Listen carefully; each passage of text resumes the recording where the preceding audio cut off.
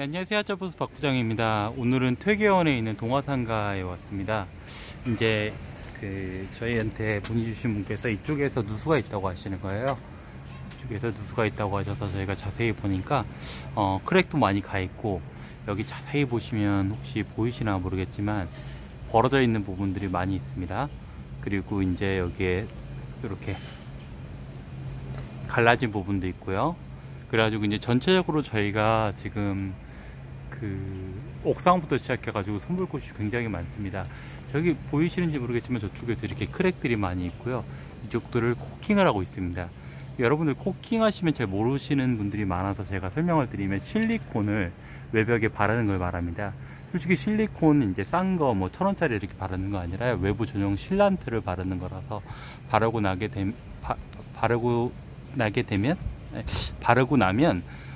나중에 한 5년에서 10년 이상 여기에서 이제 하자가 없이 이제 사용할 수 있는 게 이제 실란트입니다. 외부 전용 실란트를 저희가 사용을 하고 있고요. 이제 하자가 있는 부분들은 기본적인 공사가 이제 외벽 코킹입니다. 보통 하루 만에 하는 외벽 코킹은 이렇게 많이 돈이 들지 않지만, 이런 식의 건물, 다시 말하면 이렇게 미장 스톤을 뿌리고 누수가 되는 곳이 굉장히 많아 가지고 갈라진 곳이 많은 곳은 시간이 많이 걸립니다. 그래서 이제 보통 평수로 따지는데요, 보통 일반적인 여러분들이 사는 빌라가 한 200평이라고 보시면 됩니다. 근데 이런 빌라들은 훨씬 더 크기 때문에 여기에서 저희가 코킹을 하면 한 이틀 정도가 필요로 합니다. 뭐 대충 하면은 뭐 하루 만에도 끝낼 수 있겠지만, 저희가 지금 5명, 6명이서 와가지고 지금 코킹을 하고 있는 도중에 찍는 건데, 네, 이쪽에 있는 곳들에 일단 누수를 잡고 옥상에서 잡아야 될 곳이 있습니다. 한번 옥상으로 올라가 볼게요. 네, 옥상으로 올라가기 바로 직전에 저희가 한번 보여드릴 것이 있어서 찍는데요. 이건 이제 많은 분들이 아시겠지만, 요 계단의 위치 있죠, 요 높이, 이 옥상의 높이와 같은 높이에서 이렇게 크랙이 진행이 되고 있습니다. 그리고 여기에 이렇게 페인트가 벗겨진 것이 있다 그러면 이거는 아닐 경우도 있는데, 대부분 옥상에서 이렇게 스며들어서 오는 크랙입니다.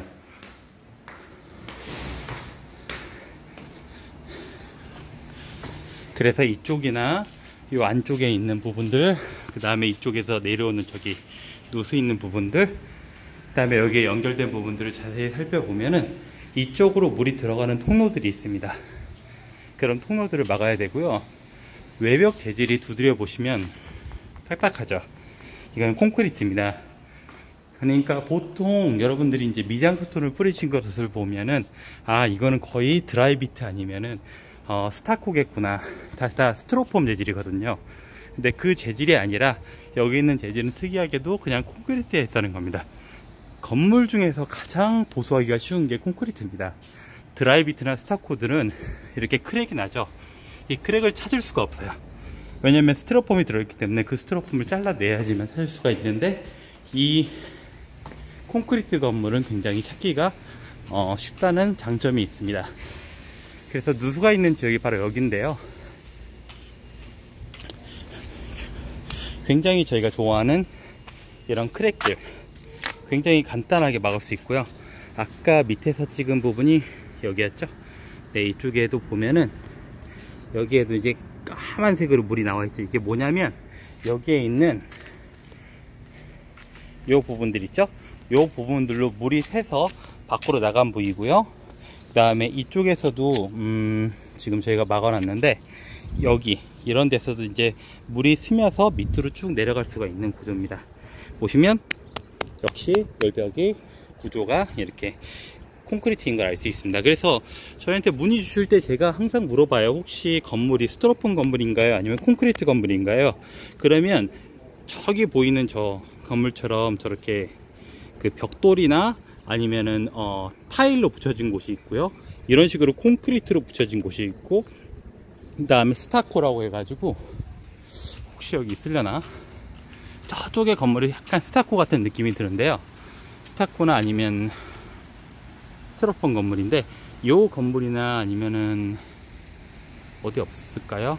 예, 하여튼 두드려 보면 이렇게 뭐랄까 스티로폼의 느낌 있잖아요. 그런 것처럼 이렇게 푹신푹신한 그런 건물들은 다 공사가 다릅니다.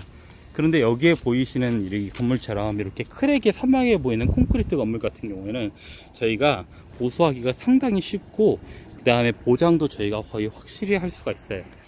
하지만 콘크리트 건물은 크랙이 다 보이는 만큼 진짜 꼼꼼하게 저희가 다 하나하나 보수를 좀 해야 되고, 건물이 상당히 오래돼 가지고 이렇게 보수를 하게 되면 문제가 뭐냐면, 여러분들이 여기 보듯이 이렇게 까만색으로 보기 싫게 이렇게 줄이 거져 있죠. 이게 이제 보수한 흔적이거든요. 이거는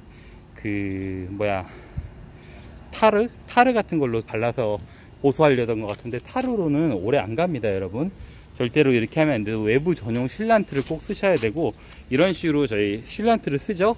그러면 나중에 어떤 단점이 있냐면, 요 하얀색 건물에 이렇게 실란트는 3가지 색깔밖에 없습니다. 뭐 장난처럼 것 같은데, 눈 2개 있고 입 있는 것 같은데, 실란트는 단 하나에 단 3개의 색깔밖에 없습니다. 흰색, 그 다음에 회색, 검은색. 외부용 실란트는 요 3개의 색깔밖에 없어서, 이 건물이 보통 하얀색 건물이고, 이제 투칼라, 다시 말하면 레드하고 이제 흰색으로 되어 있잖아요. 그래서 보수를 하게 되면 굉장히 지저분하게 보일 수 있는데, 이미 보시면 건물이 많이 지저분하기 때문에 큰 차이는 안 날 것 같고요. 여기에 보시는 저 밑에 나오는 요 건물, 저걸 달면서 저 안에 이 실리콘 코킹이 싹 벌어져 있고 아예 잘 붙어 있지도 않은 걸 알 수 있어요. 이런 부분들 다 코킹 하셔야 되고, 특히 이렇게 가운데 있는 부분들 보시면 여기에 코킹이 제대로 안 돼 있죠. 그리고 여기에 뭐 이상한 껌 같은 건지 뭔지가 붙어 있는데, 네, 이런 것들을 하나하나 보수를 해야 돼 가지고 코킹이 상당히 오래 걸린다고 할 수가 있습니다. 이제 처음에 와서 저희가 하는 것은 여기에 있는 쓰레기들을 다 치우고, 바닥에 있는 크랙이 있는지 엄지를 보고 바닥 면가리를 하고, 이렇게 우레탄이 있으면 우레탄을 착착 뜯어내요. 이 뜯어내서 왜 뜯어내냐면 크랙을 보기 위한 거예요. 여러분, 제가 항상 부탁을 하는데, 절대로 건물에 우레탄 방수를 하지 마세요. 해봐야 어차피 이렇게 뜯어지고요. 뜯어져서 저희가 찾아내야 되는 건 뭐냐면 요 크랙들 있죠. 요 크랙들을 어차피 찾아내야 됩니다. 보시면은 저희가 뜯어놓은 곳에 따라서 크랙이 이렇게 나 있는 걸 볼 수가 있죠. 이 부분들 아무것도 아닌 것 같은데, 이 부분에 물이 계속 들어가면서 스며들면서 나중에 겨울에 터지고, 다시 물이 들어가서 더 터지면서 더 조각이 크랙이 커지고 하면서 건물에 하자가 생기는 겁니다. 그래서 이렇게 우레탄을 차라리 덮어놓지 않는다면 건물의 수명이 훨씬 더 좋고, 그 다음에 보수하기가 굉장히 쉽다는 것을 말씀드릴 수가 있습니다. 이렇게 우레탄을 덮어놓다 보니까 숨을 못 쉬니까 이게 갈라지기도 하고 터지기도 하고, 안에 우레탄이 벗겨지면서 안에 물이 고일 수가 있어요. 그래서 여러분들은 절대로, 제가 항상 말하지만, 우레탄 방수는 웬만하면 하지 마시길 바랍니다. 우레탄, 저도 공사를 많이 하기 때문에 제가 우레탄을 싫어하고 그런 게 아니에요. 굉장히 많은 많은 사장님들이 우레탄에 대해서 정확하게 하도만 제대로 해도 우레탄 공사는 진짜 다 끝나거든요. 그 하도를 제대로 어떻게 비율을 섞어서 바닥에 침투하게 해야 되는지를 모르기 때문에 대부분 공부를 안 하고 그냥 옆에서 본 지식으로 우레탄 방수를 하기 때문에 제가 하지 말라는 거지, 실제로 우레탄 방수도 제대로 하면 굉장히 좋습니다. 우레탄과 조합되는 자재들도 굉장히 많고요. 하지만 대부분은 우레탄에 넣으면 이렇게 제대로 붙어있지 않고 접착력이 없이 이렇게 떨어지는 가짜 우레탄 방수를 하기 때문에 제가 하지 말라는 거지, 실력 있고 굉장히 잘 하시는 분들이 저한테 좀 섭섭하다고, 왜 우레탄을 뭐라고 하냐고 하는 분들이 있어서 정말 죄송한데, 진짜 잘 하시는 분들은 제가 아무 말을 안 해요. 왜냐면 우레탄만 제대로 해놔도 큰 문제가 없는데, 진짜 그렇다고 해도 우레탄은 숨쉴 구멍을 만들어 놔야 됩니다. 여기 보면 숨쉴 구멍이 하나도 없죠. 다시 말하면 우레탄으로 다 덮어버렸으니까 건물이 숨을 쉬지 못하는 겁니다. 오히려 이런 페인트가 붙어 있는 데는 페인트가 얇으니까 건물이 그냥 페인트 벗겨내고 이렇게 순식간에 깨진 게 보이죠. 이게 굉장히 좋은 현상입니다. 오히려, 아니 깨진 게 뭐가 좋아요 라고 하시겠지만, 요 깨지는 게 보여야 보수가 가능하고, 보수를 하기만 하면 누수는 바로 멈춥니다. 이렇게 깨진 데가 보이잖아요. 콘크리트가 있는 면이 숨을 쉬잖아요. 이런 부분은 그냥 바닥 살짝 긁어내고 크랙 있는 부분만 착착착착 저희가 코킹을 하면 끝나는 건데, 저기 우레탄이 있는 부분은 그렇지 않기 때문에 저희가 웬만하면 이렇게 그냥 원상태 그대로 놔두라는 겁니다. 네, 그래서 공사를 하실 때는 정확하게 진단 받으시고요. 특히 제일 중요한 공사가 외벽 코킹 공사라고 할 수 있어요.